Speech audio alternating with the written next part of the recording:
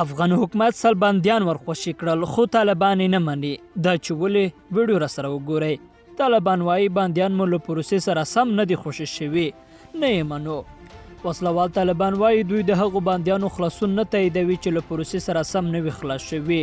وسلوالو طالبانو ته د افغان حکومت له لوري د سلو بندیانو پر خوشي کولو غبرګون ښودلی دی.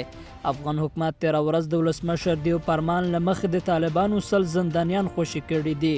خو د طالبانو یو ویان ذبیح الله مجاهد وایي چې دوی له امریکا سره هوکړه لري او په دې هوکړه کې د زندانیانو د خوشي کېدو لپاره ځانګړې پروسه په نظر کې نیول شوې ده.